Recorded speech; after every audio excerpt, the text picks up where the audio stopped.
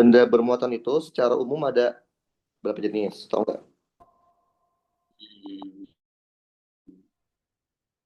Jadi benda bermuatan itu, dia itu ada dua jenis.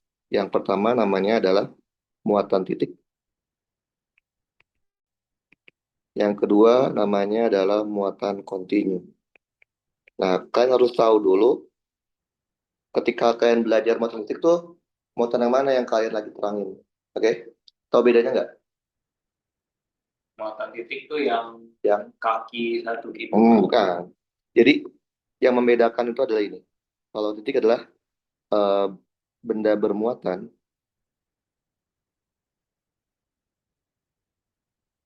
yang dimensi, tahu dimensi nggak? Tahu ya, ukuran bisa panjang, lebar, tinggi, jari-jari, luas, volume, tidak diketahui di soal. Jadi soal sama sekali tidak memberitahu informasi si benda itu ukurannya berapa. Misalkan nih, dia bilang sebuah bola bermuatan, tapi dia nggak ngasih tahu bola itu jari-jarinya berapa. Berarti dianggapnya bola itu muatan titik. Oke? Berarti continue itu kebalikannya. Benda bermuatan, karena cara ngertinya beda.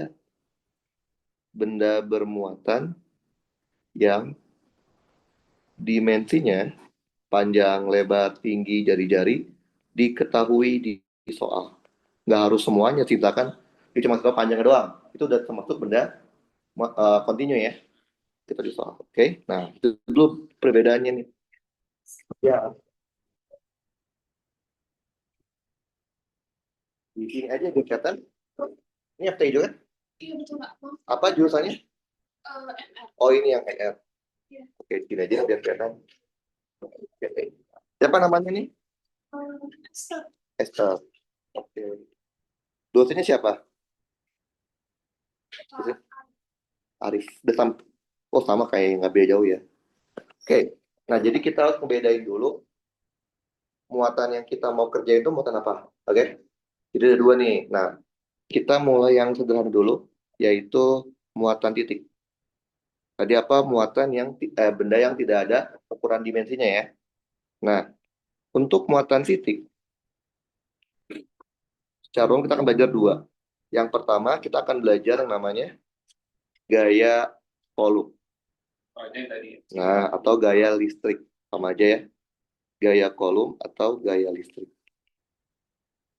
Nah, nanti juga sama waktu kita belajar muatan kontinu, juga belajar gaya kolomnya gimana. Oke, kita mulai dengan rumus dasar. Rumus dasar dari gaya kan simbolnya F ya. F. Biasanya gaya kolom itu akan disertai yang namanya indeks. Misal, satu 2 gitu kan ya? Oke. Apa rumusnya gaya kolom, inget nggak? K, Q1, Q2, Q1, Q2 per R 12 kuadrat. Gitu ya? Bener kan nih? R1 sama R2-nya sama ya? Enggak. Ini bener, bener kan nih? Oh, sama kalau gitu. R1 kali R2. Lu jadi dikali. Salah. Kenapa salah? Tapi kan kalian tahu nih. Gaya itu vektor apa skalar? Gaya ada arahnya nggak? Kayak Vektor kan? vektor. Ada angka sama ada arah. Yang kalian biasa pakai di SMA kan ini kan, ya nggak sih? Betul.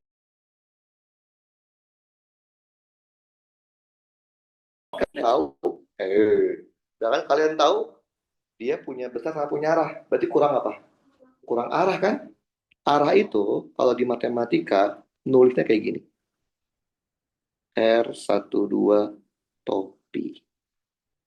Jadi yang ini nih, yang ini namanya arahnya. Paham nggak? Oke, jadi ini tuh yang kenapa di SMA kalian nggak belajar yang ininya? Karena di SMA itu kalian cuma belajar ngitungnya doang. Arahnya kan pakai apa? Ingat kan di SMA? Arahnya itu pakai kata-kata. Tarik menarik, tolak menolak. Gitu kan ya? Oh. Di SMA gitu kan? Iya, iya, iya. Karena nggak boleh. Arahnya itu nggak boleh pakai kata-kata. Harus pakai angka. Ngerti? Pokoknya yang menjauhi. Ya, itu kan? Kata-kata kan? Tarik, atau menjauhi, mendekat gitu kan? Nah, itu kan kalau di SMA. Kalau sekarang nggak boleh pakai kayak itu. Sekarang arahnya juga harus dalam bentuk kata-kata angka. Paham? Kita akan Tapi jelasin. kalau yang ini simbol vektor. Ini vektor. Karena dia lihat garis kan. Kalau ini topi. Topi itu arah. Paham? Oke. Nah, kalau kalian lihat, kadang ada dosen yang pakai rumus yang lain. Rumusnya ini. K, Q1, Q2 dibagi R12 pangkat 3. Kalian nggak di kelas? R12 vektor. Ini nggak bisa kalian bilang, oh ini besar, ini arah, nggak bisa. Karena ini harus ditulis dalam satu paket. Ini harus segini, namanya vektor. Paham nggak? Nah, kalian tinggal pilih familiar yang mana, yang ini apa yang ini. Pertanyaan saya, kok ini sama sih? Karena satu pangkat 2, satu pangkat 3. Kenapa? Tahu nggak? Ingat nggak kalian? Waktu kalian belajar vektor awal-awal. Vektor itu adalah besaran yang punya angka nilai sama arah kan? Misal, saya punya vektor namanya vektor R12. Gitu kan nih? Maka vektor ini pasti punya angka nilai namanya apa? R12 mutlak, ya kan? Dan arahnya R12 topi. Coba deh diganti ini sama ini. Bentar. Nah, coba ini ganti. Apa? Mutlak itu besarnya, angka. Mutlak angka, kalau ini IJK-IJK-nya, ngerti nggak? Coba deh, ganti deh. Gantiin sama ini. Dapatnya ini nggak? Iya. Jadi kalau kalian mau pakai cara pangkat 3, ininya vektor. Tapi kalau kalian mau pakai cara SMA, ini nilainya, ini arahnya. Paham? Nah, sekarang kita harus tahu dulu definisinya. Kalian tahu nggak?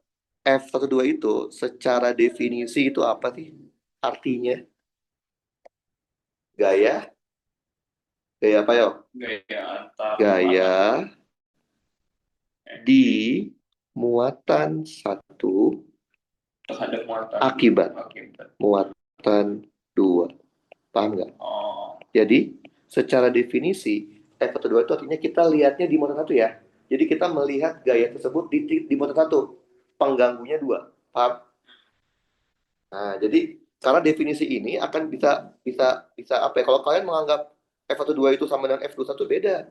Kalau F21 lihatnya di 2. Lihat di 2 karena 1 gitu ya. Bayang?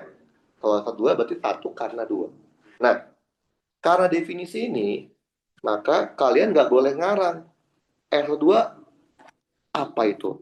Nah, karena definisi ini, maka yang namanya R12 berdasarkan definisi itu adalah apa? Tahu? Ada yang tahu? Itu adalah R1 minus R2. Oke, berdasarkan definisi. Oke, kebayang nggak?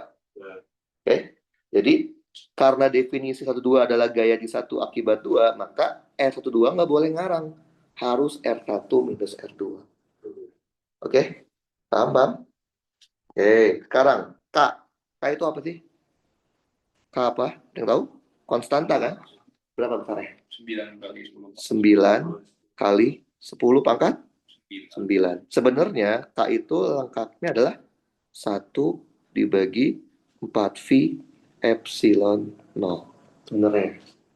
Cuman penyederhanaannya di 9 Epsilon 0 juga konstanta. Namanya apa tahu? Permitivitas vakum. Yang buat itu ya, apa? Yang kapasitor kan? Iya. Kenapa vakum? Karena asumsinya kosong atau nggak ada materi lain selain udara. Berarti kalau nanti ada materi lain nggak pakai epsilon kan? Pakai epsilon dari bahannya. Nanti kita akan bahas ketika belajar kapasitor.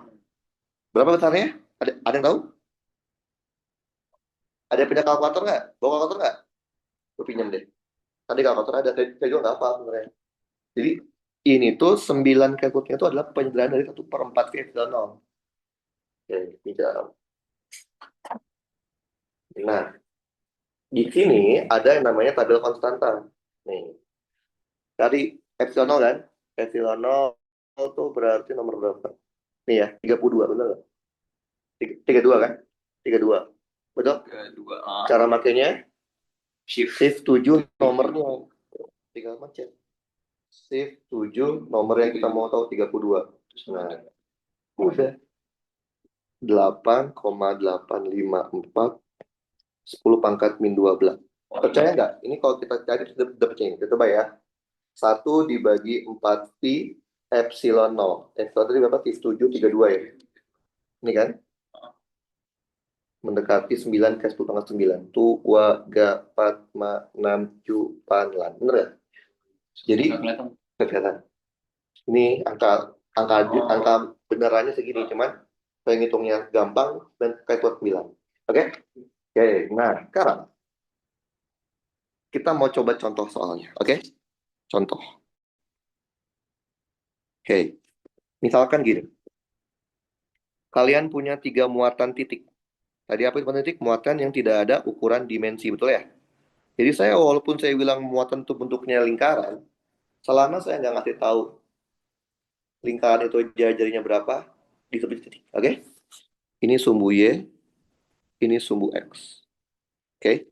Misalkan, saya punya 3 muatan. Muatan pertama di 1,2 deh. Ada muatan Q1. Oke? Muatan kedua di 3, jangan 3. 4,6.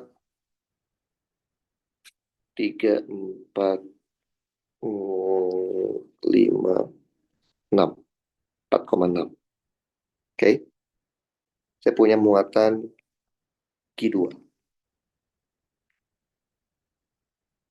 Oke. Saya punya muatan ketiga. Muatan ketiga saya letaknya di sini deh. Saya Q3 letaknya di sini. Oke. Di 4,2. Misal, Q1 saya misalkan 1 mikro. 1 mikro berapa? 10 pangkat min 6. Berarti 1 kali 10 pangkat min 6. Q2-nya misalkan minus D. Boleh kan minus ya? 2 mikro. Berarti minus 2 kali 10 pangkat min 6. Misalkan Q3-nya adalah 3 mikro. Misalkan 3 kali 10 pangkat min 6. Oke? Saya punya 3 muatan, tidak ada ukurannya. Berarti muatan titik ya. Pertanyaan saya adalah, berapa gaya kolom yang dialami oleh muatan 2? Berarti kita lihatnya di 2. Oke, kebayang? Jadi kalau kita F2, berarti lihatnya di muatan 2. Berarti yang kita fokuskan di 2. Berarti muatan 1 sama muatan 3 adalah muatan pengganggu. Benar nggak? Berarti secara logika, 2 akan diganggu oleh 1, 2 juga diganggu oleh 3. Betul kan ya? Berarti secara konsep dia adalah F2 karena 1 ditambah F2 karena 3. Paham ini? Berarti ya, OTP udah? Lihat, ini penjumlahnya vektor. Kalau vektor itu nggak bisa langsung kan? Vektor itu baru bisa dijumlahkan kalau sudah jadi vektor. Sudah jadi IJK. Kalau masih angka nggak bisa. Berarti mau nggak mau, kita harus mencari satu persatu kan? Oke, kita mulai ya. Misalkan F21. Jadi rumusnya mau pakai yang pangkat 2 atau mau pakai pangkat 3? Yang paling familiar. Pangkat 2. Boleh. Berarti apa? A, Q2, Q1 dibagi R21 kuadrat dikali R21 topi. Gini kan? Rumusnya betul nggak? Nah, kalau pakai cara vektor seperti ini, kesulitannya adalah kita harus mendefinisikan R-nya dulu. R itu posisi kan? Oke, kita lihat coba dari gambar. Posisi 2 letaknya di mana? 4,6. Berarti kalau kita tuliskan, berarti 4I plus 6J. Benar nggak? Betul? Kalau posisi 1 di mana letaknya? 1,2. Berarti 1I plus 2J. Tapi ini paham ya? Yang kita butuhkan apa? R21. Betul? R21 tadi apa? R, berarti R2 minus R1 kan ya? Berarti kita maunya nyari R2 minus R1. Berarti berapa? Coba minusin. 4 kurang 1, 3. 6 kurang 2, 4. Paham, paham? Ngerti? Masalahnya tahu nggak apa? Yang kita butuhkan, kan berarti kan ini R21 kan? R21 vektor adalah 3I plus 4C, betul? Emang kita butuh ini? Nggak butuh. Loka ini kan nggak mau pilih yang ketiga. Nah, kita kan pakainya apa? Kita butuhnya topi sama mutlak. Bener nggak? Bagaimana cara kalian mencari nilai mutlak sebuah vektor? Mana yo? Akar kuadrat komponennya, betul? Berarti akar dari 3 kuadrat ditambah 4 kuadrat. Jadi berapa nih? 5. Gampang kan? Sekarang pertanyaan kedua. Bagaimana cara kalian mencari R21 topi? Nah, lo. Gimana? Ada itu nggak? Tadi nih. Nah, nih. Lihat. R12 itu adalah R12 mutlak dikali topi kan? Berarti kalau saya balik. R12 topi itu adalah R12 vektor dibagi mutlak dari R12. Bener nggak? Nah, itu caranya. Jadi cara mencari arah adalah vektor dibagi besar. Berarti sama dong ini juga. Sama aja apa ini? R21 vektor dibagi mutlak R21. Berapa ini? 3I plus 4C dibagi 5. Ngerti? Paham? Udah. Lengkap kan? Udah, tinggal kita masukin. Tadi K berapa? 9 kali 10 pangkat 9. Betul? Pakai 9 atau 8,9? Enggak, dong aja. Kalau nggak dikasih pakai 9. Karena kan tadi kan kalau hitung angkanya panjangnya ya. Iya. Oke. Tadi berapa kita tuh? Q 2, minus ya? Betul? Minus ya? Minus, betul? Ya, minus. Tanda minusnya masukin jangan. Wajib. Kalau pakai metode vektor kayak gini, wajib masukin. Berarti minus masukin ya. Minus 2 kali 10 pangkat min 6. Q1 jadi 1 ya. Kayak 10 pangkat min 6. Dibagi, berapa tadi R-nya? Mutlaknya 5 ya. Betul? Dikali topinya. Topinya masukin. 3I plus 4C dibagi 5. Paham, paham? Selesaikan dulu yang nggak ada I-an yang depan. 9 kali 2 kayak 1 berapa? 9 kali 2, 18, tapi minus berarti ya. Minus 18 kali 10 pangkat min 6, min 6, 9. Min 3. Bawahnya berapa? 25 ya. Oke. Jangan lupa ada arahnya nih. 3I plus 4J dibagi 5. Betul? Kaliin. Min 18 kali 3 berapa? Berarti minus ya. Minus 54 dibagi 125 I, betul? 18 kali 4?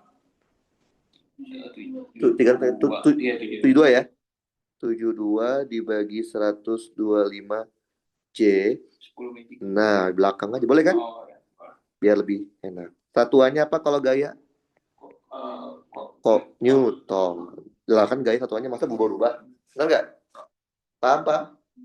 Oke. Sekarang saya mau minta kalian atau orang cari F23.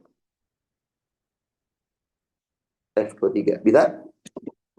Itu rumus aslinya. Nanti apa? K, Q2, Q3 Q2, Q3 dibagi R23 mutlak kuadrat topi.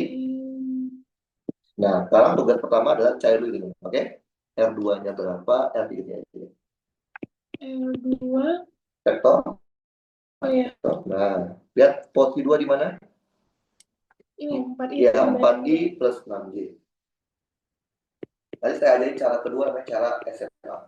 Yang mungkin kalian lebih familiar, tapi bukan berarti cara SMA nggak boleh dipakai, boleh. Tapi itu kan makanya ini. Karena di SMA biasanya itu cuma pakai besar doang kan. Arahnya ternyata sekarang kata-katanya itu harus diubah jadi angka. Apa sama aja. Nah, kita butuhnya R23 ya, berarti R2 minus R3. Ya, nggak boleh dibuat ganti ya ininya ya. Karena yang ini R23, saya maunya R3 dan R2, boleh nggak? Nggak boleh. Kenapa? Karena definisi awal kita udah sepakat kan. 1, 2 itu adalah di 1 karena 2, betul? Iya. Karena definisi itu, maka R1, 2 harus R1 dan R2. Jadi kita kembali ke definisi awal. Paham ya? Iya. Oke. Oke. Berarti berapa? R23. Berarti I-nya habis. Iya, nggak apa-apa. Jadi berapa? C, R23 itu vektor kan? Kita butuhnya apa?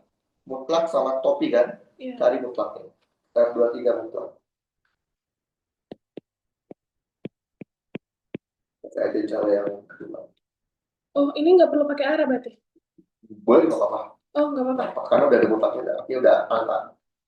Maka Berarti dari 4 angka kuadrat. 16. Ya, kita cari topinya.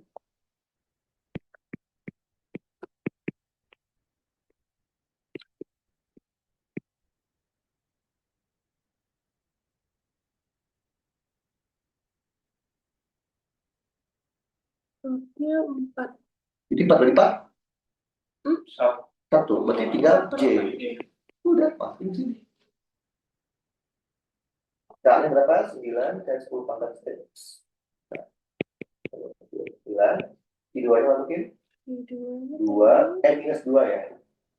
Minus 2 kan? Di 2, minus 2 kan?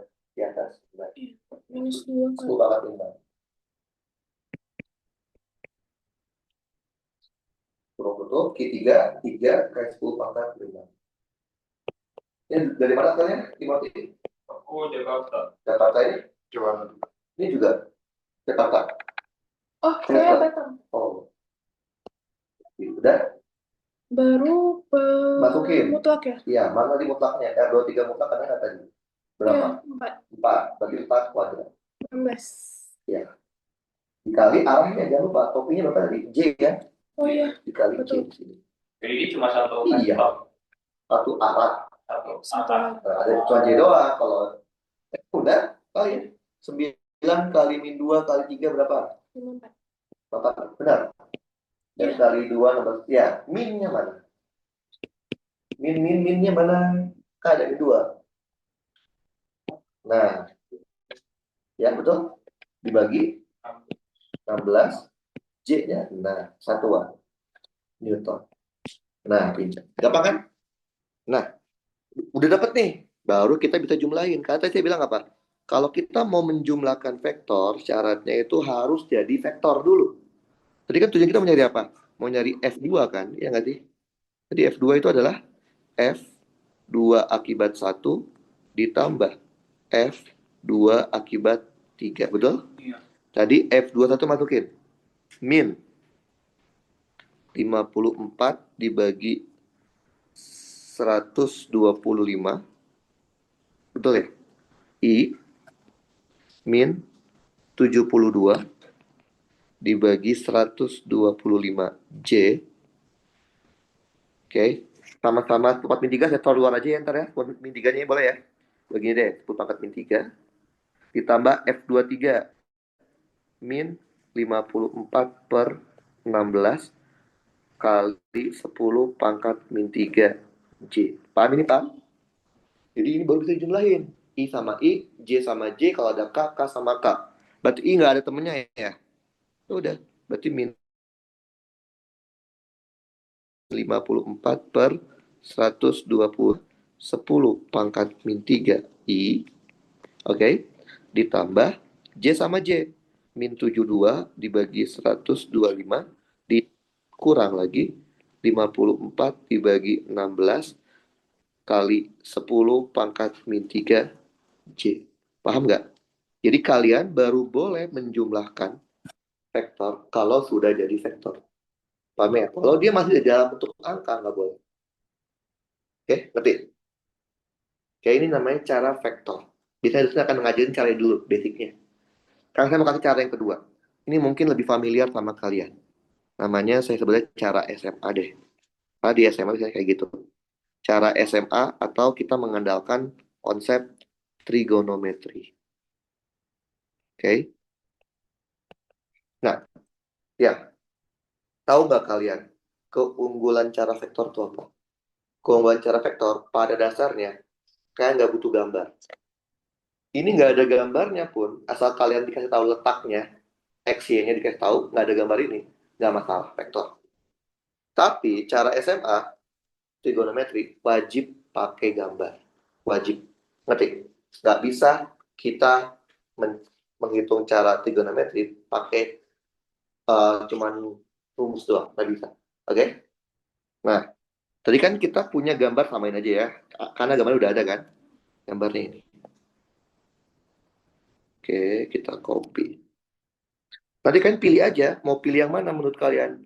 Jadi bukan berarti, walaupun yang diajarkan dosen itu cara vektor, bukan berarti harus pakai vektor terus kan. Kalau menurut kalian, ini kayaknya gampangan pakai cara SMA deh. Ya udah, pakai. Paham? Nah, jadi kan kita tahu ya, kita mau nyari F2, betul nggak? F2 karena diganggu oleh 1 dan 3, berarti ini adalah F2 karena 1 ditambah F2 karena 3. Betul? Tadi saya bilang kan, kita nggak bisa jumlahin vektor kalau belum jadi vektor kan.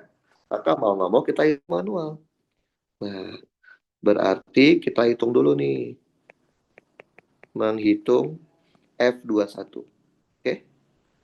Cara SMA, dia menggunakan konsep ini. Yang namanya vektor pasti terdiri dari 2 bagian kan. F21 mutlak, betul? Sama F21 arah. Benar ya? Apapun vektornya, pasti bisa kita bagi jadi 2. Nilai sama arah. Paham? Nah, cara SMA itu ngerjain nilainya, tentuin arahnya. Jadi kita kerjain 2 kali. Nilainya dihitung, arahnya dicari. Kalau vektor tadi udah include, 1 kali ngerjain, dapat nilai dan dapat arah. Oke, coba ya. F21 nilai. Ini kan rumusnya apa? K, Q2, Q1 dibagi R21. Betul? Kuadrat. Betul? Udah masukin. K-nya berapa? 9 kali 10 pangkat 9. Berapa Q2-nya? Min 2 ya. Betul? Cara SMA, tanda min plusnya nggak dimasukin. Ngerti? Jadi ketika kita min 2, mesti 2 aja. Karena kan ini mutlak ya. Jadi min plusnya nggak dilihat kan? Paham? 2 kali 10 pangkat min 6 dikali Q1 1 ya. Kali 10 pangkat min 6. Nah, R21 itu apa sih? Jarak kan? Nah, kita lihat dari gambarnya. Nah, inilah alasannya kenapa harus ada gambar. Karena cara SMA itu mewajibkan kalian harus paham gambarnya. Tarik garis 1 ke 2. 2 ke 1 ya, sama aja. Paham? Gini. Kebayang? Oke. Kan kita akan punya segitiga. Benar nggak? Di sini kita udah tahu. Ini jaraknya berapa? 1 sama 4. 3 kan? Ini jaraknya 4. Pakai Pitagoras berarti akar 5. Benar nggak? Akar 5. 5, akar 25 ya. Berarti jarak antara 1 dan 2 adalah 25. Akar 25 berarti 5 kan? Udah, masukin. Berarti ini 5 kuadrat. Udah. Minusnya itu gimana? Cara sama nggak pakai minus. Kan mutlak. Nanti di arah. Oke? Oh, Semen kedua. Nah, 18 dibagi 25 kali 10 pangkat min 3. Paham? Sekarang baru langkah keduanya. Mencari F21 topi. Oke? Nah, kalau pakai cara SMA, kita harus lihat gambarnya. F21 berarti lihatnya di 2, benar nggak? 2 itu muatan negatif, betul? 1 itu positif, betul? Kalau beda tanda, dia akan tarik-menarik atau tolak-menolak. Tarik-menarik, betul? Karena 21 lihatnya di 2 kan? Maka di 2 ini akan ada tarikan. Paham? oh iya ya. Ngerti? Inilah arahnya. Berarti arahnya kemana? Ke bawah, ke kiri. Benar nggak? Bawah kiri. Betul? Ya. Nah, ingat nggak kalau di SMA, kalau kita mau menyebutkan arah vektor yang miring kayak gini, kita butuh sudut. Ya nggak sih? Terserah kalian mau tahu di mana sudut alfa beta. Misalkan mau di mana deh sudutnya, terserah kalian. Di bawah segitiga ini. Di bawah segitiga ini boleh. Ini alfa deh ya. Oke. Berarti kan ini arahnya kan ke bawah, ke kiri, betul? Ke bawah itu, kalau dari gambar ini, sin atau cos? Sin alfa atau cos alfa ke bawah nih. Eh, Cos. Kenapa cos? Karena samping begini ya. Karena ke bawah itu, kalau kita lihat ya, nih lihat ya. Ke bawah kan gini kan ya? Benar nggak? Betul? Ini kan ada di bawah sudut alfa. Betul? Kalau di bawah pasti cos. Berarti arahnya ke bawah, berarti cos alfa. Karena ke bawah berarti J kan? Minus J. Ngerti kalian? Ini baru tahu. Ke bawah kan? Kalau ke atas kan positif J kan? IJK tahu IJK? I itu X, J itu Y, K itu Z. Positif ke kanan artinya I, positif ke atas itu artinya J, positif keluar artinya K kan? Karena ini dia ke bawah kan? Berarti negatif J kan? Terus sekarang ke kiri, betul? Lihat, kalau ke kiri, sin atau cos? Sin cos ke kiri. Ke kiri itu di depannya alfa kan? Iya, sin. Kalau di depan pasti sin. Nah, berarti sin alfa. Paham? Karena dia ke kiri, berarti arahnya kemana kiri? Minus I. Bener nggak? Betul? Sepakat nggak? Udah, kasih minus I. Ngerti? Masukin sekarang. Cos alfa apa? Cos itu apa? Dekat per samping kan? Iya. Dekatnya 4, sampingnya 5 kan? Iya. Berarti 4/5. Boleh minus atau luar boleh ya? Min 4/5 J. Boleh? Gini. Sin alfa. Depannya 3, sampingnya 5 kan ya? Berarti 3/5. Iya kan minus satu ke depan. Boleh.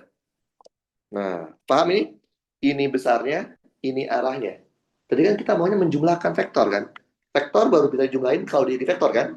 Maka kita jadiin vektornya dulu.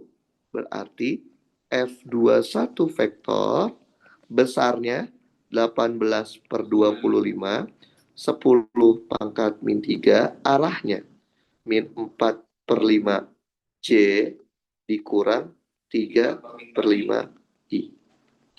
Min 4 kali 18? 72. Berapa? 72. 72. Min 72 dibagi 125 J dikurang 18 kali 3. 64 ya? Minus. Oh, iya, sama ya, Pasti sama. Lah, fisika, matematika, mata kalau beda artinya salah. salah metode kalian. Nah, sama kan? Sama. Paham? Jadi kalian mau pakai yang mana? Terserah kalian. Ada kalanya soal lebih mudah pakai cara SMA. Ada kalanya. Biasanya ciri utamanya ada gambar. Karena SMA kalau nggak pakai gambar susah banget. Paham ya? Tapi kalau kalau vektor tadi, kita sama sekali nggak peduli dia tarik menarik atau tolak menolak, ya kan? Pasti benar kok. Karena vektor itu tinggal masukin angkanya semua. Paham? Min plusnya masukin. Kalau SMA nggak perlu. Ngerti? Paham, paham? Oke. Jadi udah bisa gaya kolom mau titik ini ya. Cara vektor dan cara SMA. Nah, sekarang besaran yang kedua yang kita akan bahas itu namanya adalah medan listrik. Simbolnya E. Pernah dengar? Pernah dengar dong? Oke. Bedanya apa sih gaya listrik dengan medan listrik? Tadi kan kita belajar gaya listrik kan?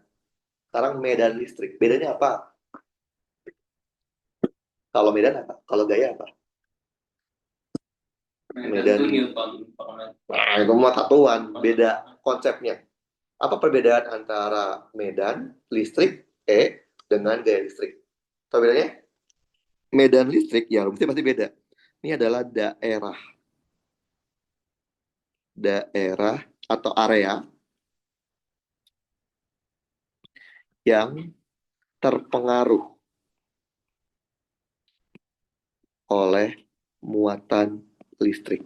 Jadi, muatan listrik itu dia akan mempengaruhi daerah di sekitarnya. Oke?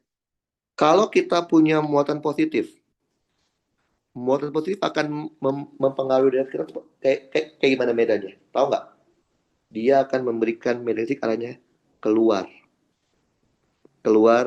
ke segala arah. Ini pengaruh yang diberikan oleh muatan positif. di sekitarnya akan mendapat pengaruh ini. Paham nggak? Kalau muatan negatif, dia akan mempengaruhi daya sekitarnya dengan cara memberikan medan yang arahnya masuk menuju muatannya dari segala arah. Paham? Oke, kalau gaya listrik yang tadi itu adalah interaksi antar muatan. Yang namanya interaksi minimal dua muatan dong. Ada yang kita amati sama ada yang mengganggunya kan. Kalau ini bukan interaksi, ini sifat dari muatan. Artinya apa? Satu muatan aja udah punya medan, tapi satu muatan nggak punya gaya listrik ya. Paham ya? Karena kalau gaya butuh interaksi, kalau medan nggak butuh interaksi. Nah, rumus dasarnya apa? Ada yang tahu? Pasti beda dong ya. Rumus dasarnya, simbol medan listrik simbolnya E. Sama kayak gaya listrik, dia ada indeksnya. Misal,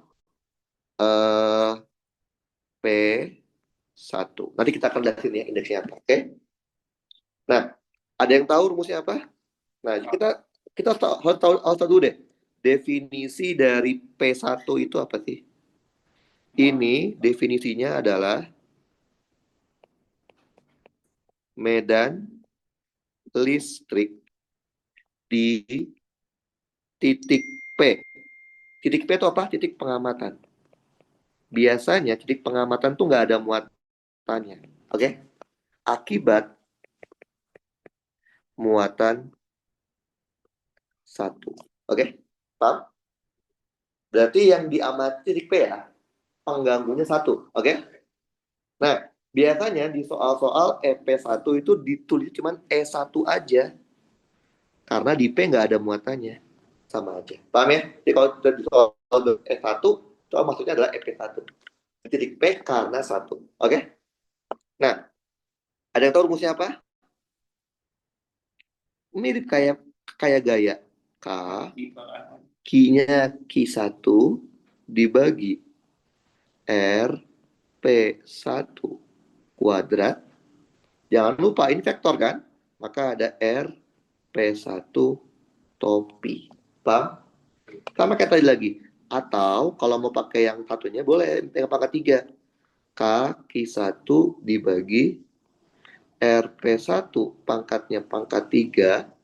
RP1 tapi vektor. Tinggal milih ya. Kalau pakai yang ini berarti ini adalah besarnya, betul? Ini besarnya, ini adalah arahnya. Tapi kalau pakai yang ini nggak bisa kita bilang ini besar ini arah, harus sepaket. Karena kalau yang depannya doang nggak ada artinya. Paham kalian? Paham ya kayak tadi ya. Nah, karena definisi EP1 adalah di P karena 1, berarti yang namanya RP1 berdasarkan definisi harus RP minus R1. Paham kalian? Ini sama ya? S1 sama EP1. Iya. EP1 kadang di buku nulisnya S1. Dosen nulisnya S1 doang. Kenapa? Karena titik P itu biasanya nggak ada muatan. Paham ya? Oke, jadi karena definisi P1 adalah di titik P, karena 1, berarti yang namanya RP1 adalah RP min R1. Kayak tadi ya, jangan diganti-ganti. Karena definisinya berubah kalau kalian ganti, itu kan R1 di R min RP, jadinya lihatnya di 1 itu namanya. Paham ya? Oke. Nah, kita pakai cara vektor juga sama. Kita ambil contoh yang sama aja ya. Contoh ini deh. Ini kita baru belajar yang titik loh ya. Tadi kita mau belajar sampai motor kontinu kan. Ini baru titik. Jadi kalau kalian udah paham titiknya, kontinu itu adalah sederhananya sama aja. Oke, ini contoh kayak gini. Misalkan saya punya titik pengamat. Titik pengamat itu titik yang kita mau amati kan. Biasanya nggak ada muatannya. Misalkan mau nih, misalkan sini deh. Di sini deh. Narang aja boleh kan ya? Sini, titik P. Lihat, titik P nggak ada muatan. Oke? Pertanyaan saya misalkan, berapa sih medan listrik di titik P? Oke? Berarti titik P ini diganggu oleh muatan 1, muatan 2, dan muatan 3. Benar nggak? Berarti secara matematik rumusnya adalah EP1 ditambah EP2 ditambah EP3. Lihat, penjumlahannya vektor artinya baru bisa dijumlahkan kalau sudah jadi vektor. Kalau masih angka, nggak ada IJ, kayaknya jangan diapa-apain dah. Itu nggak akan bisa. Ya udah, mau nggak mau kita hitung satu-satu. Berarti EP1. Ya, Tapi muatan sama muatan nggak bisa ya? muatan Sama muatan nggak bisa dihitung medan. bisa. Satu muatan aja ada medan, apalagi dua. Tapi kalau cuma satu muatan nggak ada gaya. Karena yang namanya gaya listrik, interaksi antar muatan. Berarti minimal ada dua. Satu muatan yang dilihat dan satu muatan pengganggu. Kalau medan, satu muatan aja ada medannya. Satu muatan akan mempengaruhi daerah sekitarnya kan? Apalagi ada dua. Lah ada dong. Iya, tapi per muatan. Bukan digabung-gabungin kan, lihatnya per muatan. Kita lihat deh. Rumusnya kan lihatnya EP1, berarti ini apa? E di titik P ke arah 1 kan? Nah, maksudnya EP123 itu gimana bilangnya? Nggak maksud tuh kalau kayak EP12 Ya, itu apa? apa E12? Kan namanya di titik P. Kalau S1 itu apa? Medan listrik di titik 1 karena motor 2. Oh, tapi titik satunya nggak dihitung. Berarti titik, ya, berarti titik 2-nya. Ya, berarti rumusnya K, Q. Berarti kalau misalkan F2, berarti pengamatnya di titik 1. Jadi seolah-olah kita naruh titik P tepat di titik Q1. Iya, tapi Q1-nya sendiri nggak punya, maksudnya punya medan, tapi kita nggak peduli kan. Justru kalau nih lihat ya, kenapa titik pengamat itu biasanya nggak ada muatan? Tahu kenapa? Kalau pengamatnya letaknya tepat di muatan, medan listriknya infinite. Coba lihat. Kalau titik P di sini tepat di Q1, berarti kan titik P akan dipengaruhi oleh muatan 1, muatan 2, dan muatan 3 kan? Benar nggak? Tetap kan? Kan 1 juga mempengaruhi titik P kan? Paham? Coba lihat. EP1, berapa jarak titik P ke titik 1? 0. Kalau kita masukin ke rumus, bagi 0 kuadrat, infinite. Makanya itu alasannya. Kenapa pengamat itu biasanya tidak ada muatannya. Karena kalau ada muatannya gampang, nggak perlu dihitung. Pasti 0. Pasti tanya enggak. Kan EP, misalkan titik P di sini ya. Misalkan di titik 1 ya. Berarti kan EP sama dengan EP1 tambah EP2 tambah EP3. Emang sih EP2 nggak infinite kan? EP3 nggak infinite kan? Tapi EP1 infinite. Infinite tambah bla bla bla mesti infinite kan? Makanya biasanya titik P itu titik pengamatan tuh tidak ada muatannya. Karena kalau dia tepat di muatan, percuma ngitung orang pakai infinite. Ya? Tapi kenapa infinite kalau Coba EP1, P-nya di titik 1. Berapa jarak titik P ke titik muatan 1? Kalau P-nya tepat di Q1, 0.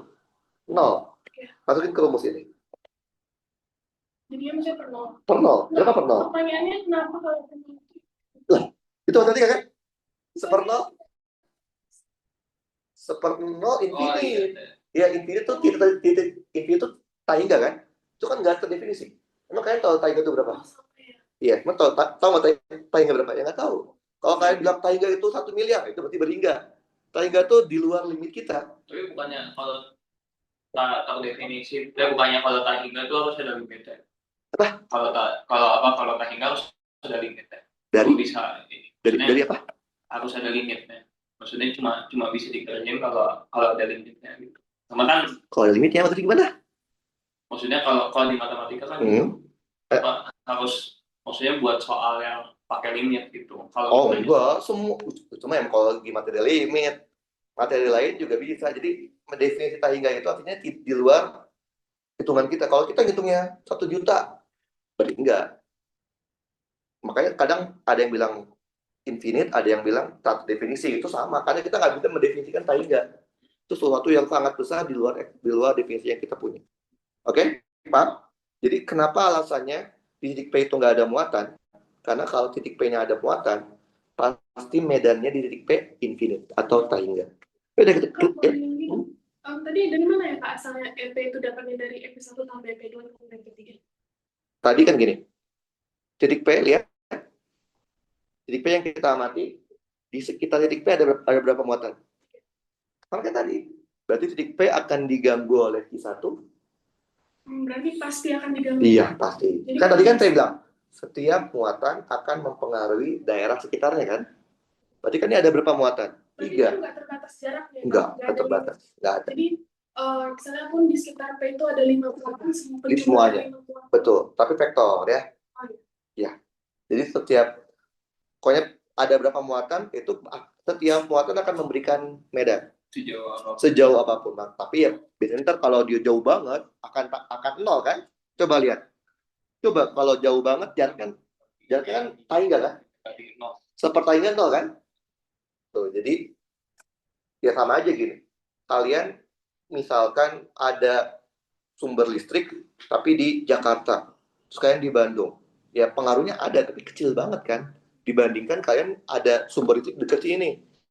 Kerasa misalkan ada gitu kan ya sama aja sumber listrik dimanapun akan mempengaruhi kita karena kita ada di medan listrik kan sebenarnya di daerah yang terpengaruh itu kan cuman kan tergantung dari jaraknya semakin dekat semakin besar pengaruhnya semakin jauh semakin kecil pengaruhnya gitu kan ya oke kita coba ya berarti tadi rumus siapa Q1 dibagi R P1 kuadrat. Saya pakai yang kuadrat aja karena lebih familiar ya.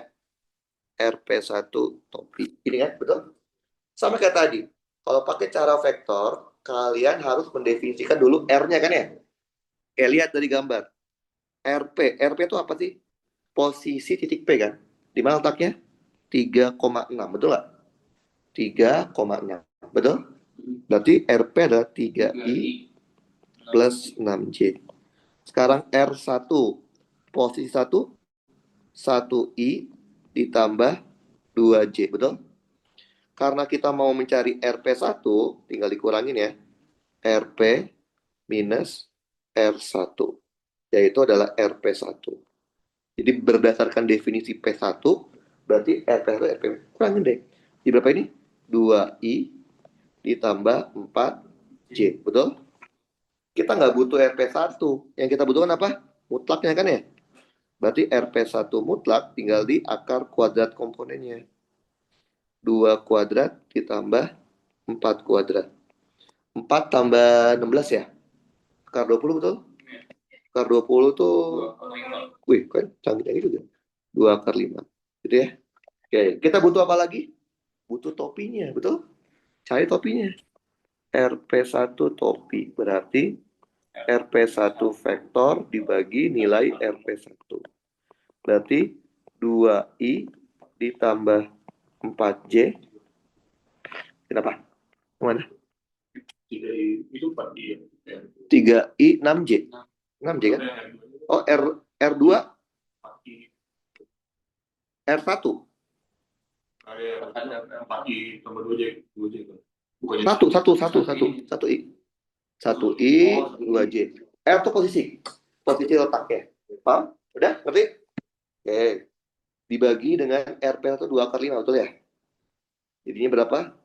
I ditambah 2J dibagi akar 5. Paham? Udah deh tinggal masukin. Berarti EP1 K-nya 9, 10 pangkat 9, betul? Ini berapa Q1? 1 kali 10 pangkat min 6, betul? Dibagi RP1-nya 2 akar 5, jangan lupa dikuadratin, dikali mutlak topinya. I tambah 2J dibagi akar 5.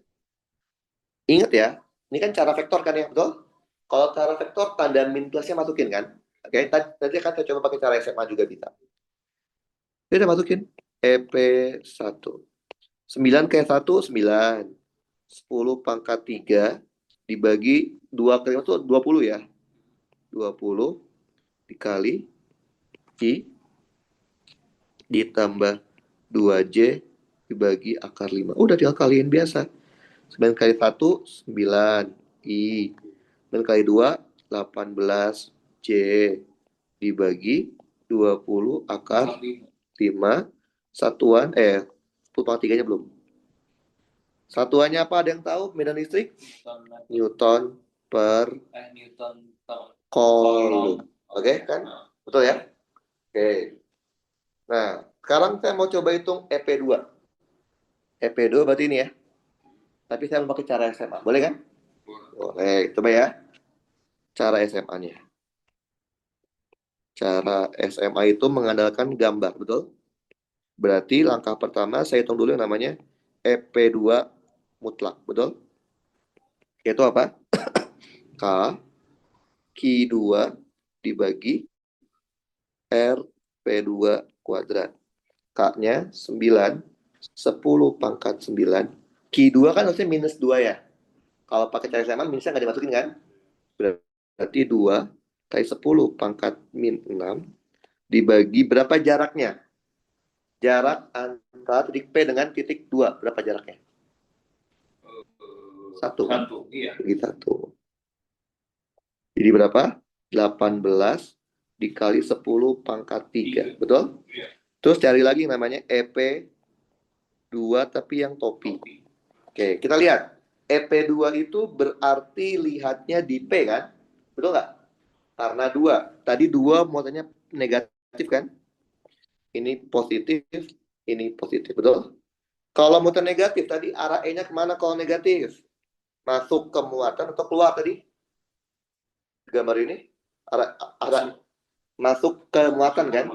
Berarti di titik P, arahnya ke sini. Paham? Ini berarti ke arah mana? Kanan kan? Kanan mah tinggal, kalau kanan nggak perlu diurai sinkos kan? Kalau kanan udah pasti arahnya I. Ngerti? Yang perlu diurai itu kalau dia miring kan? Misalkan kanan atas. Nah, kanannya apa, atasnya apa kan ya? Itu karena dia miring. Tapi kalau dia udah ke kanan doang, iya aja. Udah, tinggal kita gabungin. Kita punya ntar EP 2 vektor 18 kali 10 pangkat 3 dikali I. Satuannya Newton per Coulomb. Pak, nanti kalian hitung juga EP3 ya di rumah ya. Sampai jadi vektor, baru tadi jumlahin EP1, EP2, EP3. Ingat, kalau mau jumlahin vektor berarti baru bisa dijumlahkan kalau sudah jadi vektor. Karena kalian tuh terbiasa jumlahin ketika masih jadi angka. EP1 100, EP2 200 jumlahin. Ya nggak bisa. Kalau statusnya ada IJ dulu, kalau udah ada baru jumlahin I sama IJ. Paham? Bisa ya? Nah, kalau kalian perhatikan, rumus gaya listrik sama rumus medan listrik mirip kan ya? Kenapa mirip? Karena dia ada hubungannya. Hubungan antara gaya Coulomb FC dan medan listrik. Oke. Hubungannya apa? Hubungannya ini. Gaya Coulomb FC itu akan sama kayak Q dikalikan dengan medan listrik. Betul kan ya? Nah, ini kan kayak sederhana ya. Tapi sebenarnya nggak sederhana loh. Kalian tahu nggak Q di sini apa? Kalian tahu nggak Q di sini apa? Apa di sini? Q di sini ada yang tahu nggak? Muatan? Muatan apa? Disebutnya adalah muatan uji. Apa itu muatan uji? Muatan yang diletakkan tepat di titik pengamatan.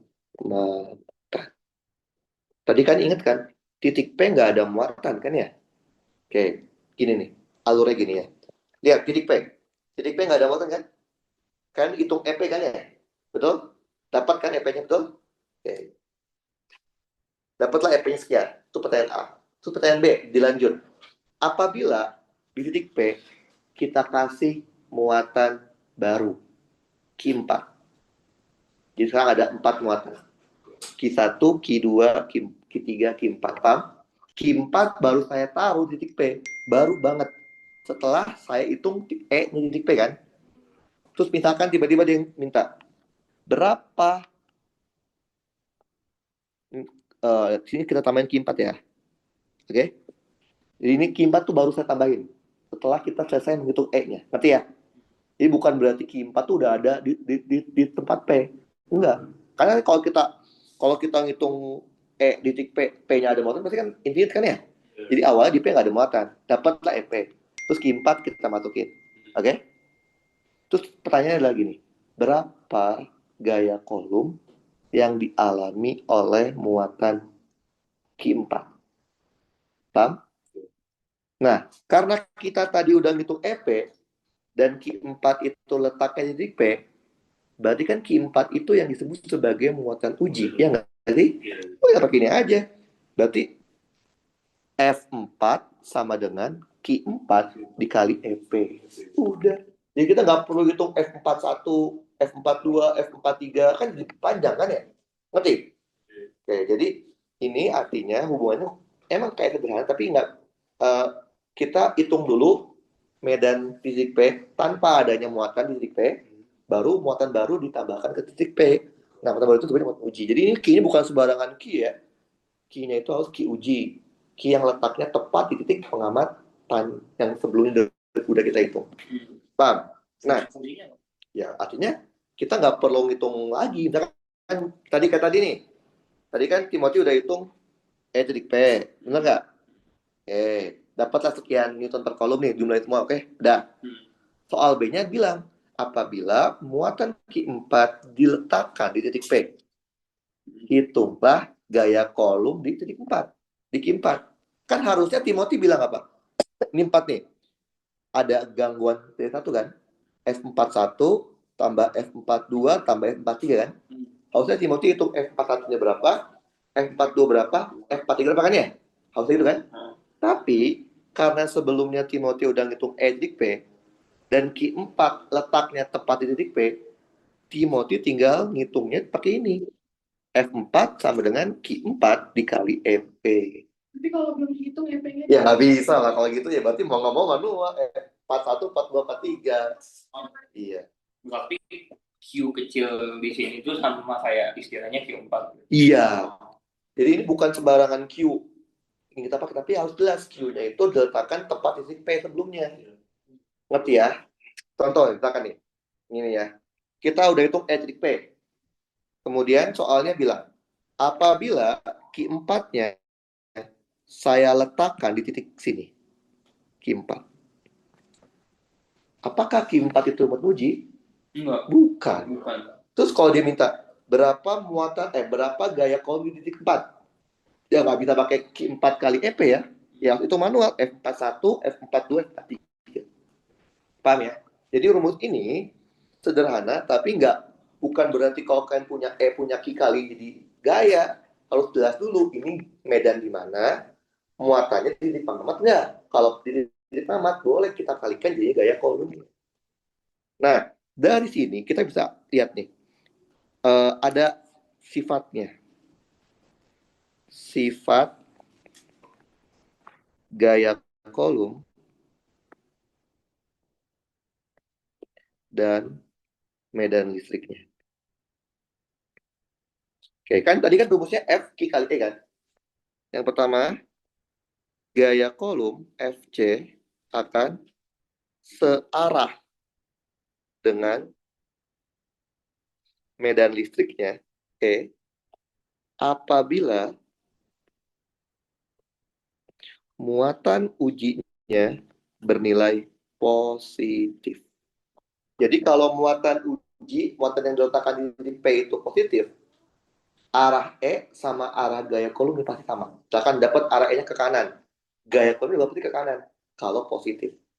Begitupun sebaliknya, gaya kolomnya akan berlawanan dengan medan listriknya apabila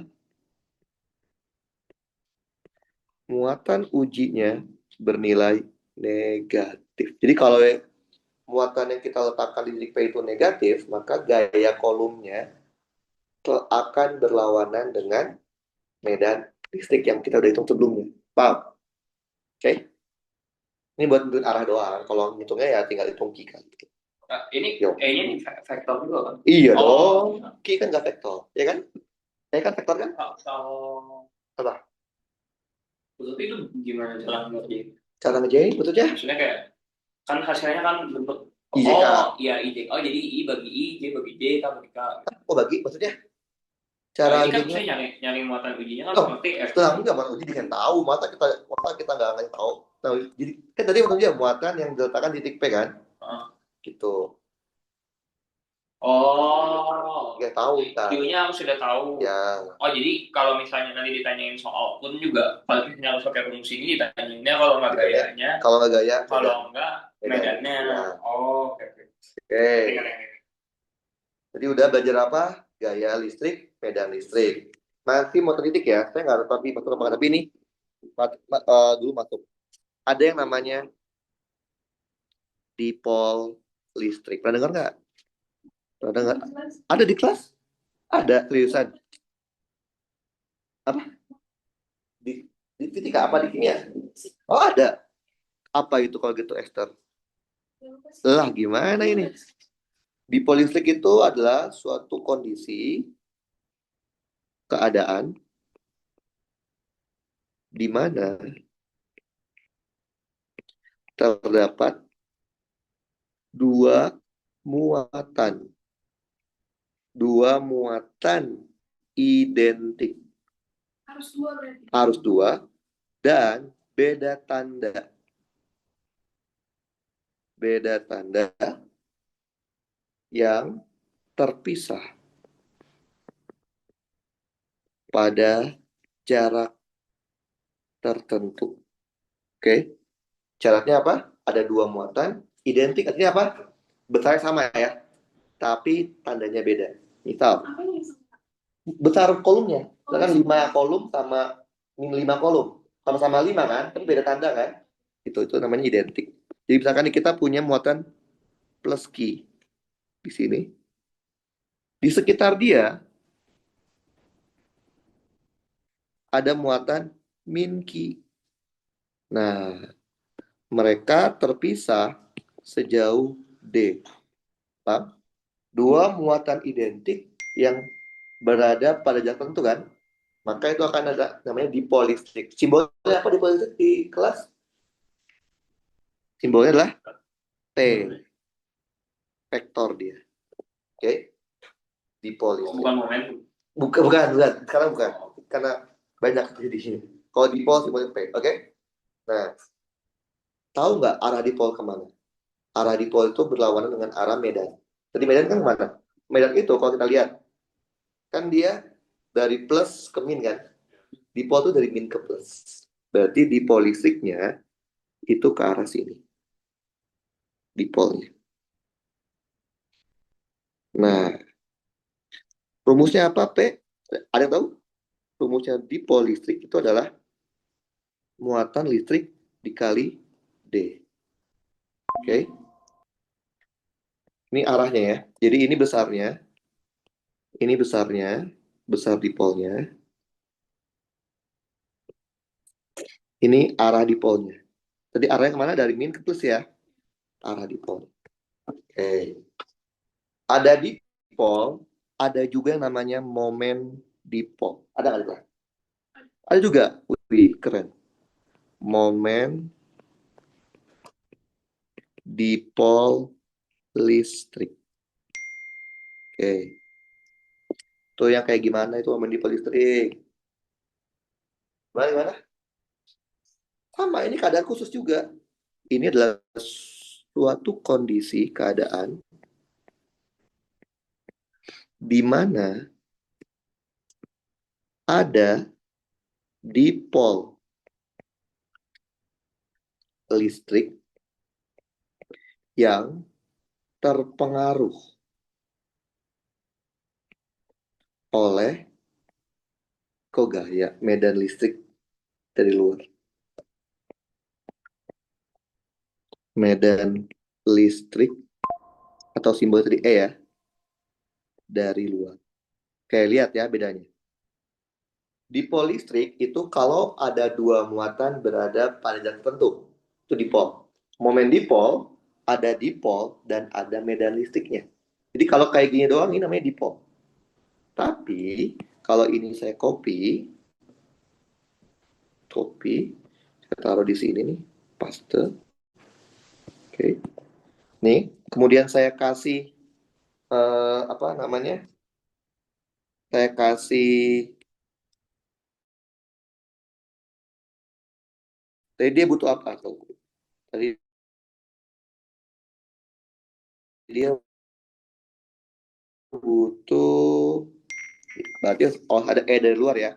Saya kasih E dari luarnya gini. Ini E-nya.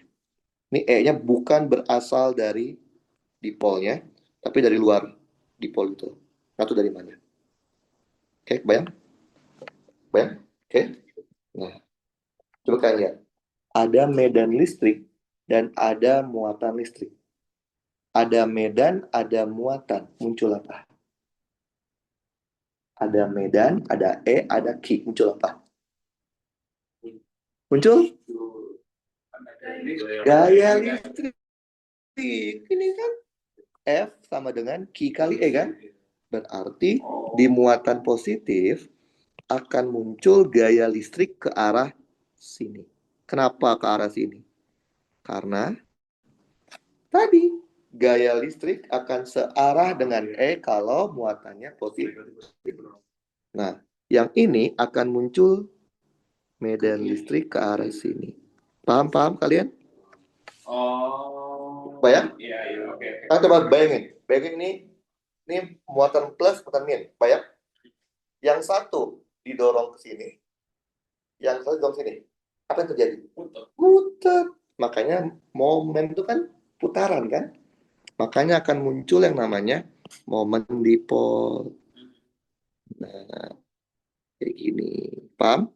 Maka dia akan berputar pada porsi di tengah-tengah kan? Benar nggak? Jadi jaraknya adalah setengah D. Betul ya? Setengah D. Berarti muncul yang namanya momen dipol. Simbolnya gini kan ya? Torsi kan? Menurut torsi kan? Ada yang tahu rumusnya momen apa? F kali R. Yang benar adalah R cross F. Nggak boleh dibalik ini. Oke, coba lihat. Kan ini berarti kan ada dua gaya penyebab kan? Gaya plus sama gaya min kan? Tapi dua-duanya berputar dengan arah yang sama, yaitu clockwise, betul? Berarti ini sebenarnya momen totalnya disebabkan oleh momen akibat muatan positif, betul? Ditambah momen akibat muatan negatif. Hah? Karena ada dua gaya penyebab yang bikin dia muter. Ini sama ini. Oke, udah masukin. R sini apa? Jarak dari poros ke gaya kan? Porosnya kan ini, gayanya kan ini kan? Jaraknya kan setengah D kan? Berarti ini setengah D dikali, ini arahnya kemana? Ke atas ya? Arah jaraknya ke atas kan? Di sini ke atas, berarti arahnya apa? J. Ingat kan J? Cross. Gaya. Rumusnya apa gaya? Q dikali E, betul? Arahnya kemana? Kanan ya? Berarti I. Paham nggak kalian? Ini yang plus nih. Kalau yang min nih, yang min. Yang min berarti kan ke bawah kan? Berarti minus setengah D. Ke bawah berarti J. Cross. Q kali E. Arahnya kemana? Kiri kan? Arah FC-nya? Berarti minus I. Minus I. Paham kalian? Minus. Oh, tapi minusnya nggak boleh di ini. Boleh. Mau taruh depan juga boleh. Oh, boleh ini. Boleh. Ini juga mau taruh di sini juga boleh. Minusnya taruh di sini boleh. Paham? Nah, sekarang ingat pakaian vektor, ingat nggak? Zaman dulu. J cross I. Misalkan J cross E.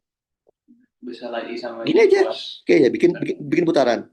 Bikin I, bikin J, bikin K. Sekarang putar. I putar ke J putar ke K, K putar ke I. Cara mainnya I cross J. Lihat arah putarnya? K. Betul? Kalau J cross K, I. I cross K, min J. Kalau min J cross I. Min-nya terluar. Min dalam kurung J cross I. Berapa J cross I? Min K kan? Jadinya K. Betul? Kalau min K cross min J. Min kali min? Sama aja kayak K cross J. Min I. Paham? K cross J kan min I kan? Betul ya? Paham? Berarti J cross I apa? J cross I min K. Berarti sama aja ini. Setengah D dikali Q E. Betul? Dikali min K ditambah min J cross min I. Berarti itu jadinya plus J kali. Iya, sama aja kayak J kali I. Berarti Min K. Berarti sama aja setengah D dikali Q E. Arahnya min K. Betul? Dapat dong jumlah totalnya. Berarti minus totalnya setengah tambah setengah satu kan? Berarti D dikali Q dikali E arahnya minus K. Betul? Tadi kalian ingat nggak? D kali Q itu apa ya? Apa Esther? Dipol listrik. Ya kan? Q kali D dipol kan? Berarti momen dipol listrik itu adalah P dikali E. Nah, secara umum rumusnya ini dipol listrik simbolnya apa ya listrik ya saya nggak tahu.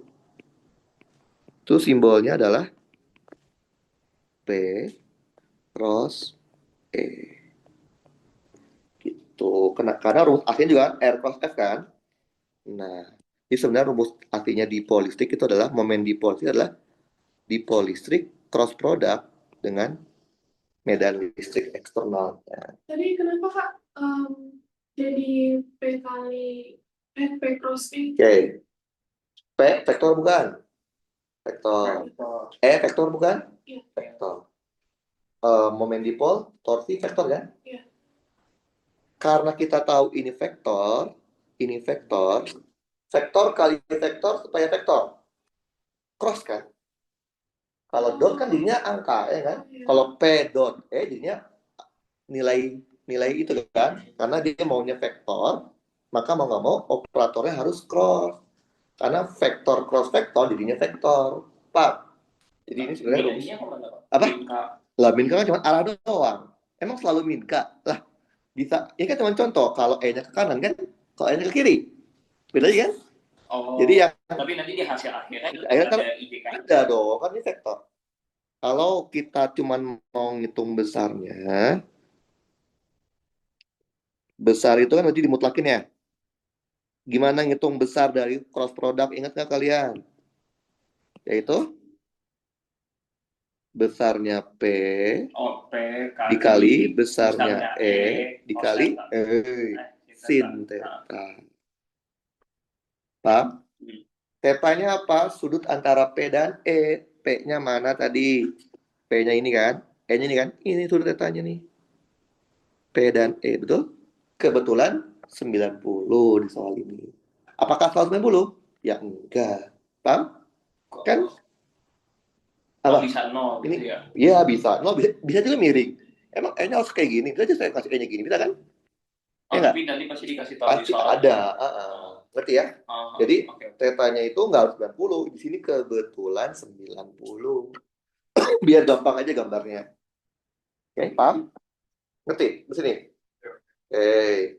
Nah, itu namanya muatan titik. Jadi kita belajar gaya listrik, medan listrik, dipol listrik, momen dipol listrik. Oke.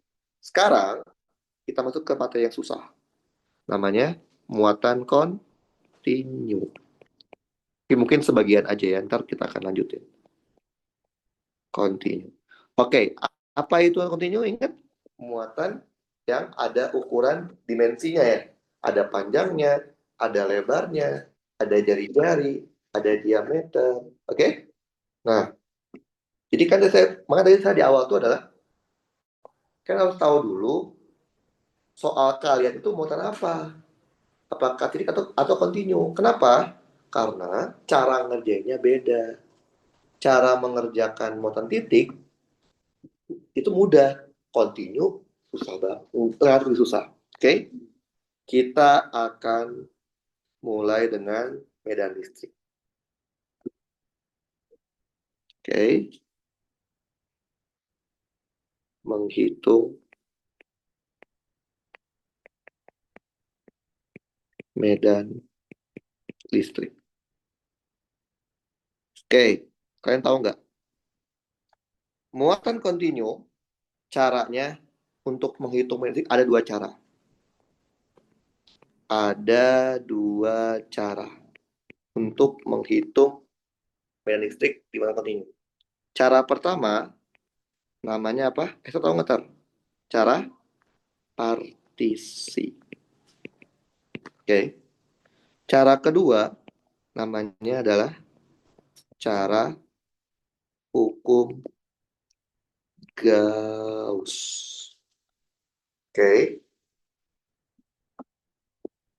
Kenapa kita harus paham dua-duanya? Cara partisi, tahu nggak keunggulannya apa?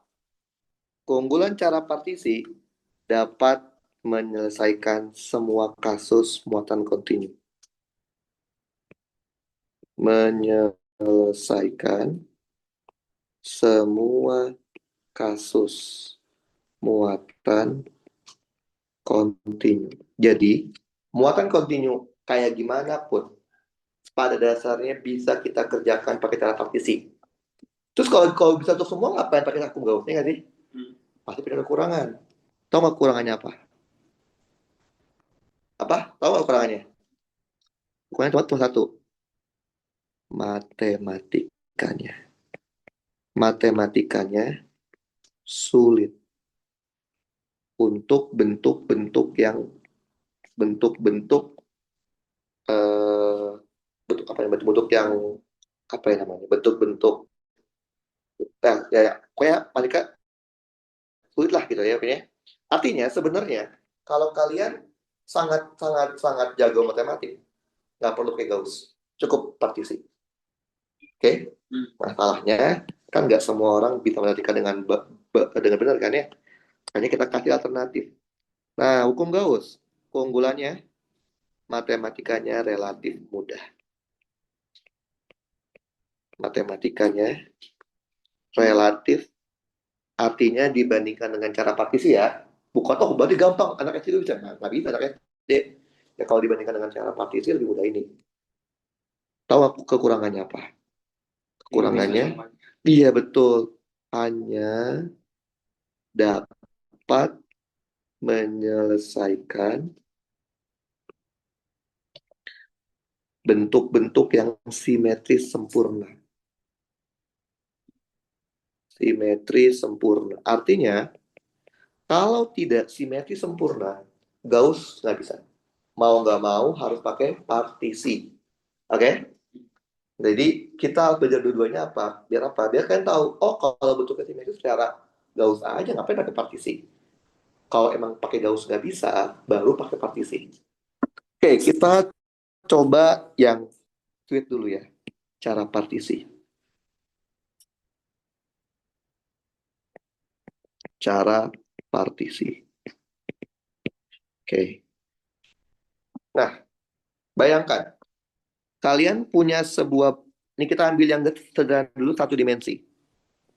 Satu dimensi artinya apa sih? Tahu nggak? Berarti hanya satu dimensi yang diketahui soal.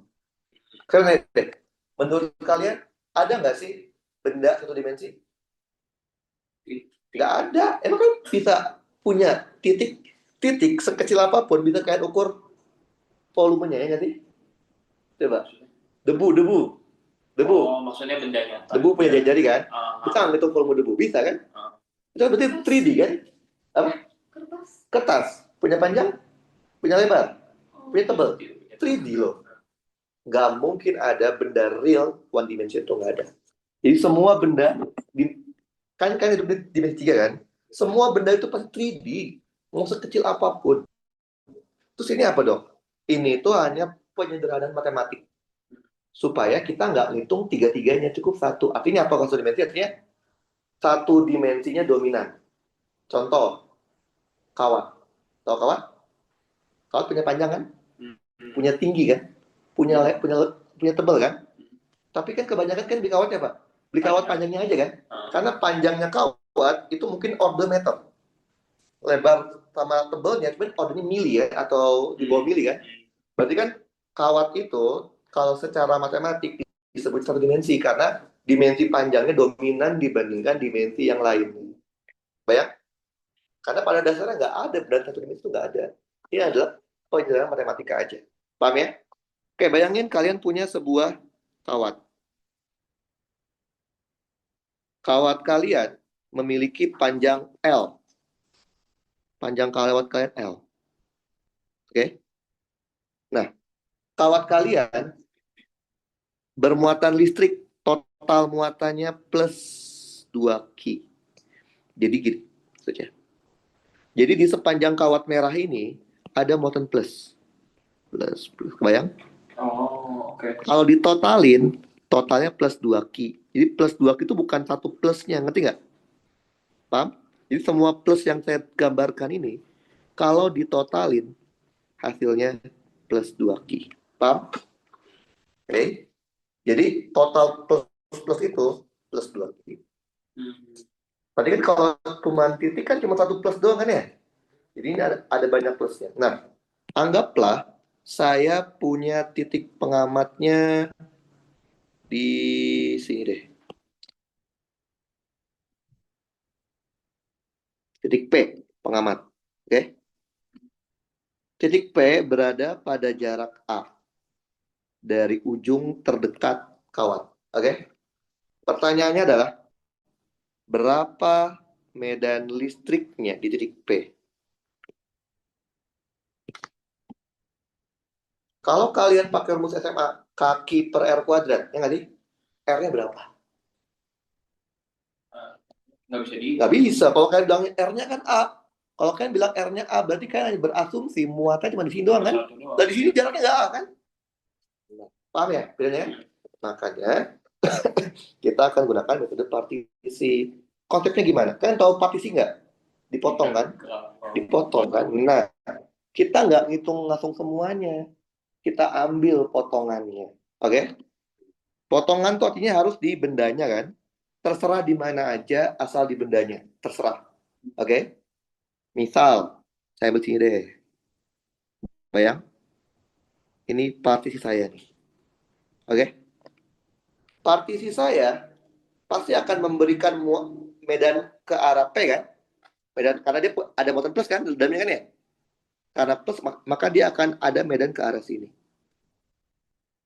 Tapi bukan E, tapi dia adalah D, E. Karena partisi. Ngerti kan? D itu kan potongan kan? Kalau ini muatannya deki, maka deki ini akan memberikan medan di titik P namanya DE. Kenapa ke kanan? Karena positif. Lah iya, udah jawab. Kalau itu ke kiri. Kalau dia min, berarti masuk kan? Nah, sekarang gimana ngitungnya? Nah, ngitungnya kita pakai cara SMA. Oke? Bisa nggak pakai cara vektor? Bisa, tapi susah. Jujur aja, cara partisi, kalau mau pakai metode vektor, susah. Tapi cara SMA gimana, inget nggak? Hitung besarnya, cari arahnya, gabungin. Gitu kan ya? Betul nggak? Jadi pakai cara SMA ya. Berarti kita mencari yang pertama, hitung yang namanya DE-nya. Oke? Nah, DE-nya rumusnya apa nih cara SMA nih? Tadi kan R rumusnya apa? Kaki per R kuadrat kan? Diturunin. Jadinya apa? K DQ dibagi R kuadrat. Ini rumus DE-nya. Nah, kita harus tahu dulu arti-artinya, ya nggak sih? Kalau K kan tahu ya, K konstanta, betul? Deki apa deki? Deki itu adalah partisi dari muatan. Tahu partisi ya? Potongan. Nah, sekarang pertanyaan saya. Bagaimana secara matematik kita mencari deki?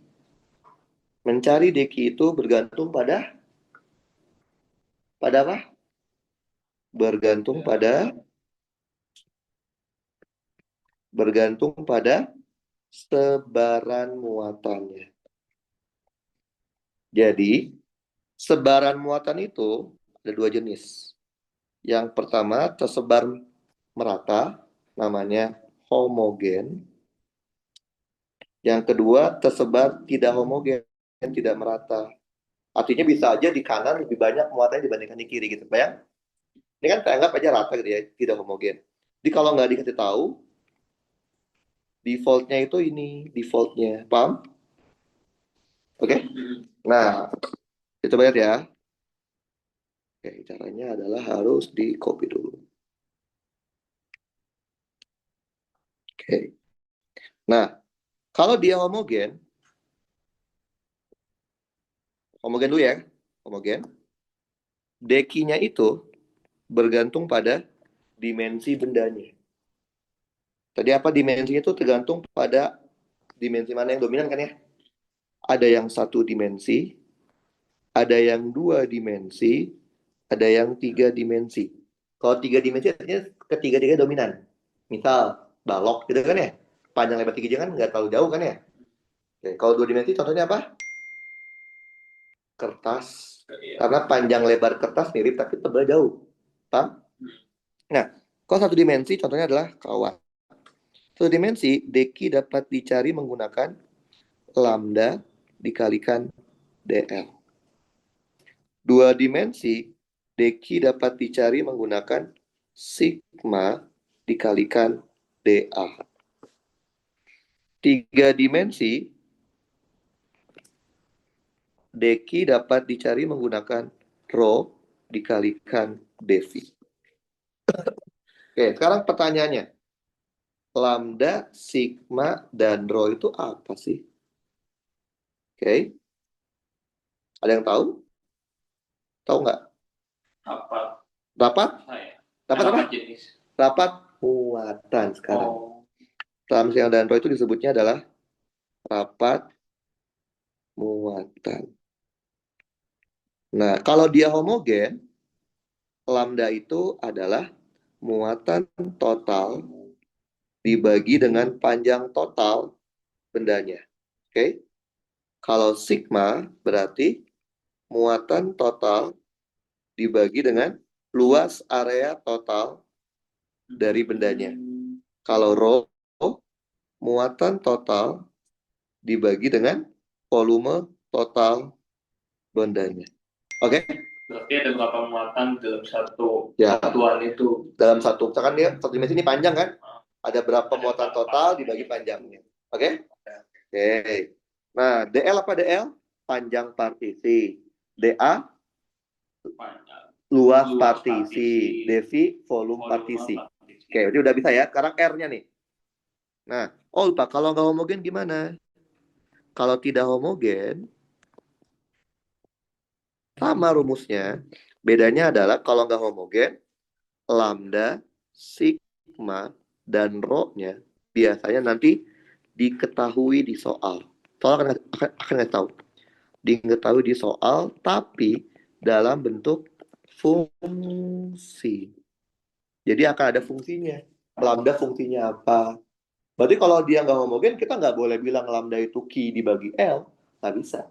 Paham? Ini hanya berlaku kalau dia homogen aja. Ngerti? Oke. Sekarang, kita udah tahu, Deki tahu R ya? R di sini apa? Ada yang tahu nggak? Tahu Timothy R apa? R di sini adalah jarak. Dari mana? Dari partisi ke titik pengamatan. Oke? Nah, udah paham semua ya? Karena tinggal kita eksekusi nih. Kita misal seperti ini kan, soal ini kan ya. Kita copy aja dulu ya. Soalnya seperti ini. Oke, kita mau cari E-nya kan ya? Oke. Langkah pertama, kalau kalian mau bikin partisi adalah kalian tentukan titik nolnya di mana. Terserah kalian yang mudah-mudah aja. Oke? Yang mudah di sini nolnya adalah di titik P. Oke? Langkah kedua, ambil partisi. Udah kan? Udah. Langkah ketiga, berarti jarak dari partisi ke titik P, kalian tahu nggak jaraknya berapa? Tahu nggak? Nggak tahu kan? Anggap aja X. Boleh nggak? Boleh kan? Oke. Kalau ini 0, berarti ini min A dong. Ya nggak? Karena di sebelah kirinya 0 kan? Yang ini berarti apa? Min dalam kurung L tambah A. Bener nggak? Betul? Ujung-ujungnya? Betul? Udah deh, ya kita masukin sekarang. Ntar. Nah, berarti DE-nya, tadi apa rumusnya? K dq dibagi R kuadrat. Ini berapa dimensi? 1 kan? Lambda dikalikan DL. Betul? Homogen kan ya? Karena defaultnya homogen kan? Berarti lambdanya konstan ya? Muatan total dibagi panjang total. Betul? DL itu apa? Panjang partisi. Kalau kita memisalkan ini jaraknya X, maka segini berapa? Di matematika namanya dx. Bener nggak? Kalau ini dimisalkan L, ini dl. Ngerti ya? Berarti dl jadi dx. Sekarang R-nya. Tadi R itu apa? Jarak dari partisi ke titik P kan? Berapa jaraknya? X kan ya? Berarti R-nya adalah X. Masukin deh. Berarti DE kita menjadi K 2Q dibagi L dx dibagi X kuadrat. Betul? Ini betul? Betul? Oke. Nah, sekarang arahnya jangan lupa ya. Ini kan baru itunya ya. Baru apa? Baru besar DE-nya kan ya. Sekarang arahnya. Itu DE topi ya. Ke arah mana DE-nya? Kanan kan? Berarti arahnya ke arah I, betul? Oke. Nah, sekarang baru kita gabungin ya. Ingat cara SMA kan gitu kan ya? Kita hitung besarnya, kita cari arahnya, gabungin baru diintegralin berarti. Berarti DE vektornya itu adalah DE-nya 2 kaki per L X kuadrat DX arahnya I. Paham? Betul? Supaya D-nya hilang diapain? Integral. Berarti E-nya yang konstan boleh keluar ya.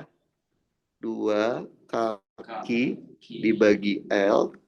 I juga boleh keluar. Integral 1 per X kuadrat dx.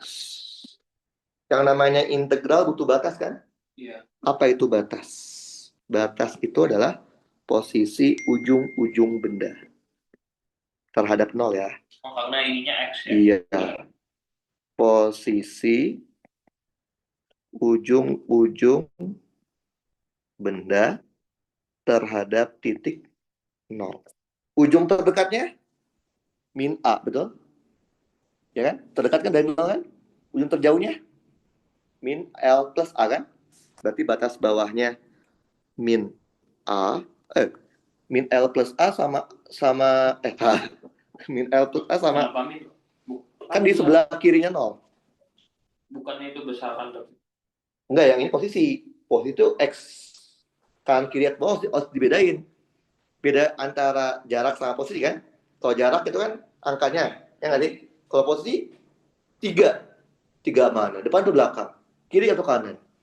Oh. Kalau posisi harus bedain kanan kirinya, ngerti? Berarti kalau ngitung vektor, terus vektornya diintegralin pun juga tetap harus ikut posisinya gitu, batas. Iya kan nih, batas itu posisi ujung-ujung, bukan jarak ujung-ujung. Paham ya? Oke.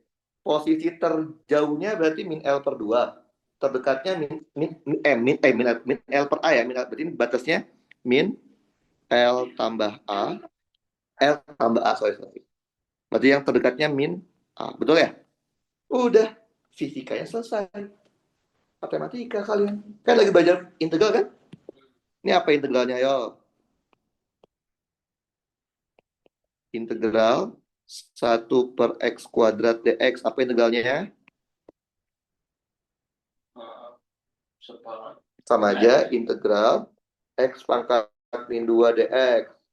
Apa integralnya?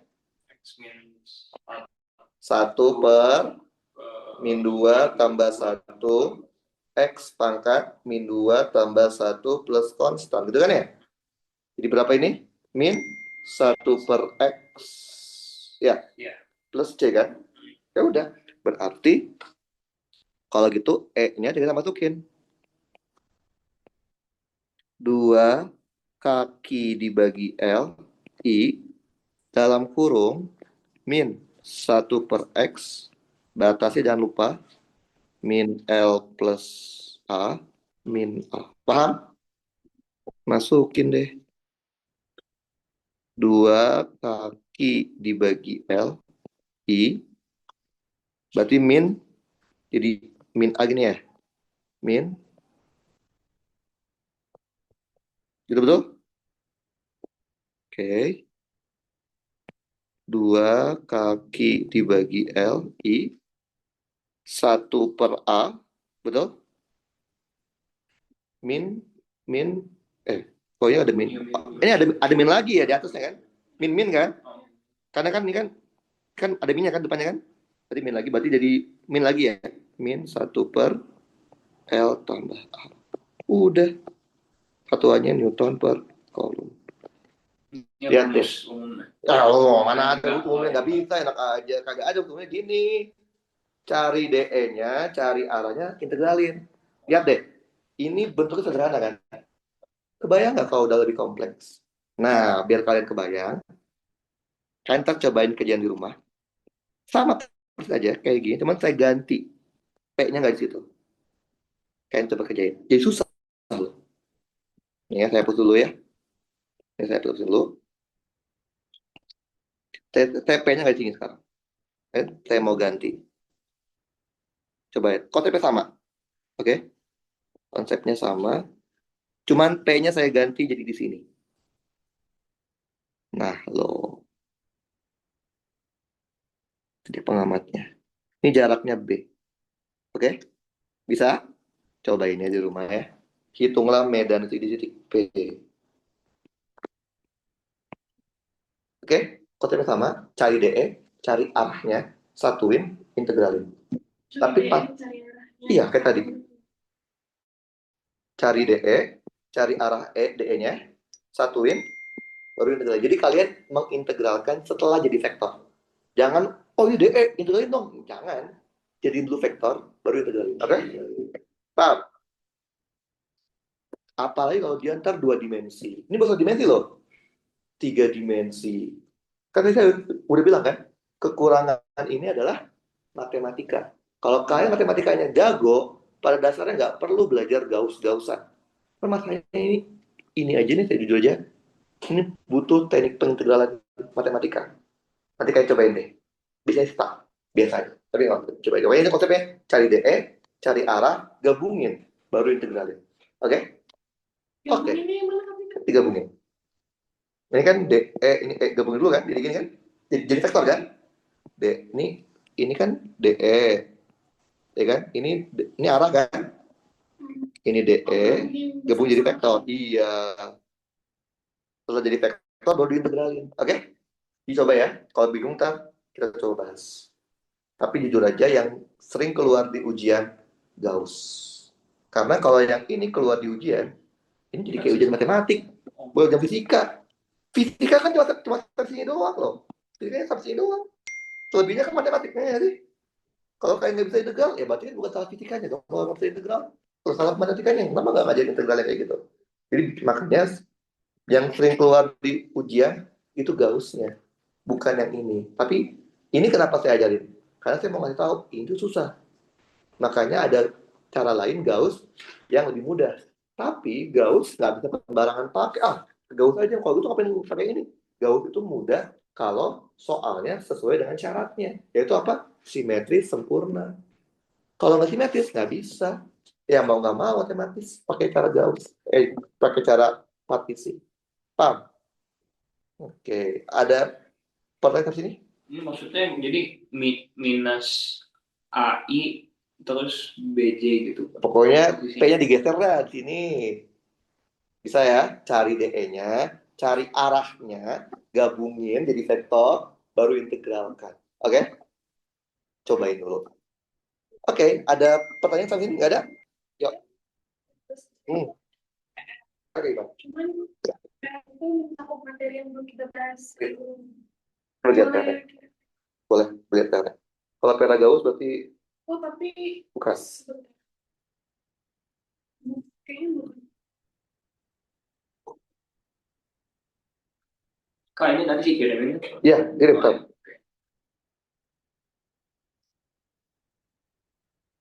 Oh, belum dikirim ulang sama dosen. Oh iya, Tapi lihat. udah saya chat dengan nanti. Oke, kita coba. Oke, boleh. Dicobain dulu aja. Kayaknya mungkin PR-nya yang kayak gini, atau PR-nya yang kayak gini yang tadi. Yang muatan-muatan yang gini-gini lah. Kalau dia udah nyari pakai Gauss, berarti kita belum belajar materi Gauss. Pokoknya ini dulu, oke? Saya kirim dulu ke grup. Tadi juga rekamannya saya kasih, tapi tunggu saya upload dulu ya. Tapi suaranya ada. Ada di sini. Oh, ada. Nah, yang ini kan yang saya matiin biar dia nggak double. Saya kirim dulu. Oh, stop aja, udah beres. Kayak gitu. Jadi materi kalian